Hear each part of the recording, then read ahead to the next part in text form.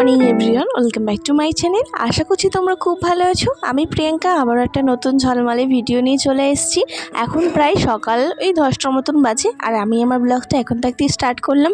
আগের দিনে যে মানি প্ল্যান্ট গাছটা নিয়ে এসেছিলাম সেটাই হচ্ছে কাচের বোতলের মধ্যে রেখেছি, কারণ এখানে না মাটির খুব সমস্যা, মাটিই পাওয়া যায় না।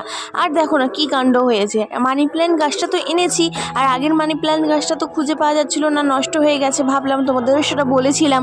আর এসে শুনছি যে জয়দেবদা সেই মানি প্ল্যান্ট গাছটাকে যত্ন করছিল এতদিন ধরে মন্দিরের ভেতরে। তারপর আমি আবার মন্দির থেকে নিয়ে এসে নিজে যত্ন করছি আর ওই বোতলের ভেতরে রেখে দিয়েছি। আজকে সকাল থেকে আমি শুধু ডাস্টিংয়ের কাজ করবো বলেই ভেবেছি, কারণ শাশুড়িমা চলে এসছে, আমার রান্নাঘরের কোনো কাজ থাকবে না, রান্নাঘরে আমাকে গিয়ে রান্না বান্না করতে হবে না। তাই আজকে পুরো ডিপ ক্লিন করবো বলে ভেবেছি। আর এই শাড়িটা একদিন তো দেখলে আমি অন্নপ্রাশন বাড়িতে পরে গেছিলাম, তারপরে শাশুড়িমা পরে গেছিলো ননদের বাড়িতে, আর 2-3 বার হয়ে গেলে তারপর আমরা লন্ড্রিতে কাচতে দিই। এখন হচ্ছে ভাঁজ করে রাখছি, কারণ ডাস্টিংয়ের কাজ করবো তো এটা ধুলে পড়ে যেতে পারে, সেই কাচতে দেবো। সামনে একটুখানি গুছিয়ে রাখলে দেখতে ভালো লাগে। আর এই জানলাগুলোর মধ্যে না বেশি ধুলো পড়ে, ওপরে ঘরেতে এত ধুলো পড়ে কি করে বুঝতেই পারি না। আর দেয়ালের মধ্যে অতটা ঝুলঝুল নেই, তাও একটুখানি ঝেড়ে দিচ্ছি। আর দেখো না, এক হাতে ঝাঁটা নিয়েছি, এক হাতে ফুল ঝাড়ু নিয়েছি। আর আমাদের রুমেতে যতগুলো ফ্যান আছে সবই হচ্ছে বাবা পরিষ্কার করে, আমি খুব একটা বেশি পরিষ্কার করি না। তো আজকে ভাবলাম যে যখন ডিপ ক্লিন করছি তখন ফ্যানগুলো ভালো করে একটু পরিষ্কার করে দিই। ফার্স্টে তো ফুল ঝাড়ুগুলো দিয়ে পরিষ্কার করছিলাম, তারপরে ভাবলাম যে ওরমভাবে হবে না, তো একটু হাত দিয়ে মানে হাতে যে রুমালটা ছিল সেটা দিয়েই পরিষ্কার করে দিচ্ছি।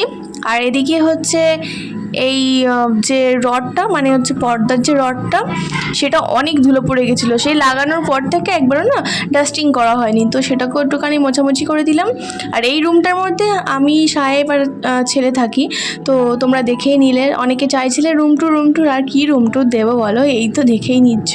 আর এই যে একটুখানি খাটটাকেও পরিষ্কার করে নিচ্ছি। আর এখন বললাম না আমার ছেলে আমাকে দেখে কপি করতে শিখিয়েছে, দেখো না পুরোপুরি কপি করে এখন হচ্ছে মোছামুছি করছে জল দিয়ে। আবার অ্যাকচুয়ালি কি, আমি যে ভিডিও করি ও সেটা দেখে, তো ও মোছামুছি করার পর যে ভিডিওটা উঠেছে কিনা ও আবার মুখি মেরে দেখছে।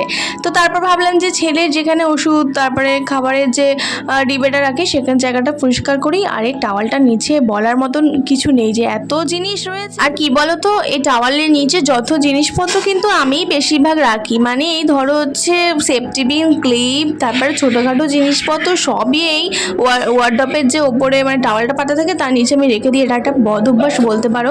আর এই যে বাস্কেটের মধ্যে দেখলে ধুলো জমে গেছে, এর মধ্যে আমি ছেলের যে ফ্লাক্স তারপরে যে ছেলের ডিবে এগুলো রাখতাম সেগুলোকে ক্লিন করে নিলাম।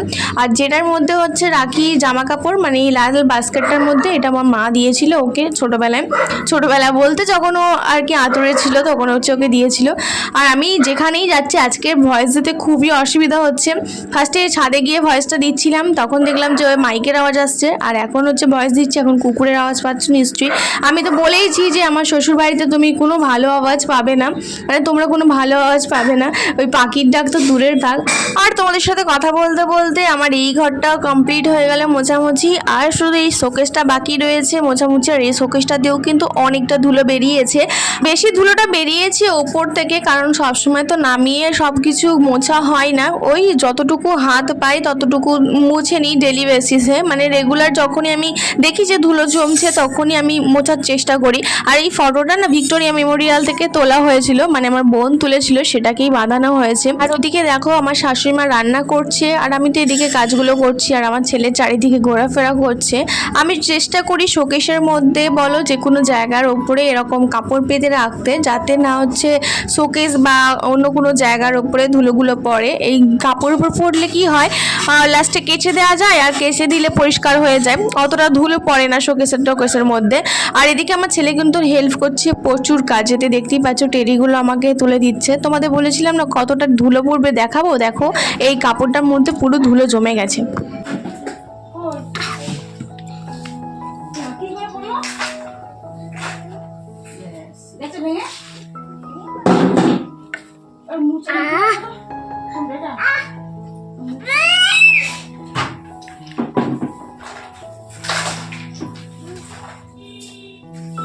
দেখলে তো আমার ছেলে কতটা দুষ্টু হয়েছে, ও কখন ক্যামেরার সামনে গিয়ে এগুলো করেছে আমি লক্ষ্যই করিনি। আমি ক্যামেরাটা অন করে দিয়ে কাজগুলো করছিলাম আর ও সেই সুযোগে ক্যামেরার সামনে গিয়ে এত কিছু নাটক করে এসছে।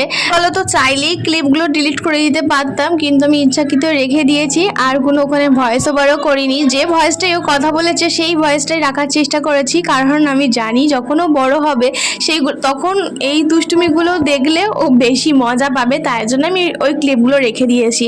আর আজকে ও কাজেতে এত ডিস্টার্ব করছিল, ডিস্টার্ব ঠিক বলবো না, মানে এই যে ঝাড়ুটা ঝাড় দিচ্ছি এখন ও ঝাড়ুটাকে বারবার ধরে নিয়ে নিচ্ছিল ওর ঝাড় দেবে বলে। এখন যদি ওকে আমি এগুলো দিই ও সবগুলো ছড়াবে আর কিছুই করবে না। বেকার বেকার সব কাজগুলো আমার এক্সট্রা হয়ে যাবে আর কমপ্লিটই হবে না। এখন প্রায় 12টার মতন বেজে গেছে, এখনো পর্যন্ত ওর ভাত রান্নাটাও বসায়নি। এই ঘরটা ঝাড়ু দেবো, তারপর মুছবো, আমি ফ্রেশ হব, তারপর ওর খাবারটা বসাবো। আর ওর খাবার তো হতে বেশিক্ষণ টাইম লাগে না, ওই 5-6টা সিটি দিলেই ব্যাস ওর খাবারটা হয়ে যায়। সব কটা সবজি দিই আর কি, খিচুড়ি। আর আমি ওকে সবসময়ের জন্য খিচুড়ি করে দিই না, যখন হচ্ছে শিং মাছ নিয়ে আসা হয় তখন ওকে ঝোলের মাছও করে দিই। কি বলো তো, ভাজা মাছ খেতে না পছন্দ করে না, ও একটু ঝালের মাছ ঝোলের মাছ এগুলো বেশি পছন্দ করে, তার জন্য কিন্তু আলাদা করে মাংসও করি। আর খাই বলতে তো এই মাংস দিলেও অর্ধেক আর মাছ দিলেও অর্ধেক, তার জন্য আলাদা করে আর ভাজাও রাখি না, ঝালের মাছটাই খাই।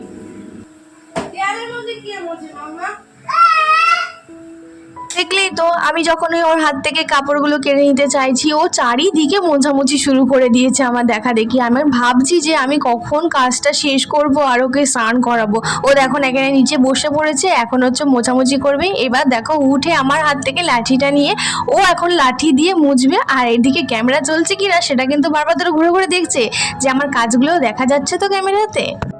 এই যে ফ্রেশ ট্রেশ হয়ে আসলাম, স্নান টান করে নিয়েছি, একদম পুরো ফ্রেশ হয়ে গেছি, ছেলেকেও খাওয়ানো হয়ে গেছে। আর এখন হচ্ছে দুপুরের লাঞ্চটা করব। আর আজকে এত ধুলো বেরিয়েছে তোমাদেরকে কি বলবো। আর এখানে দেখো এই যে ছেলে, এই যে এখানে হচ্ছে আমার ছেলে খেলাধুলা করছে, এই জয়দেবটা বসে রয়েছে, সাহেব এইসবে কাজ থেকে আসলো। তো এখন সবাই মিলে একসাথে লাঞ্চ করবো, তারপরে কি করবো, রেস্ট নেবো আর কিছুই। আর আজকে দুপুরে কি লাঞ্চ হয়েছে সেটা আজকে তোমাদের সাথে একটুখানি শেয়ার করি। আর চলো দেখাই কি কি রান্না হয়েছে। এই যে মাছের ঝোল হয়েছে, এটা রুই মাছের ঝোল,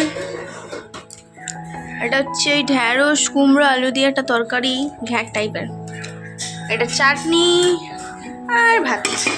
আজকে ভিডিওটা এখানেই শেষ করে দিচ্ছি। কিছু যদি ভালো লাগে থাকে ডু লাইক শেয়ার সাবস্ক্রাইব করতে বলো না। নেক্সট ভিডিওতে খুব তাড়াতাড়ি দেখা হচ্ছে। আজকের জন্য টাটা বাই, আর ভালো লাগলে প্লিজ কমেন্ট করো।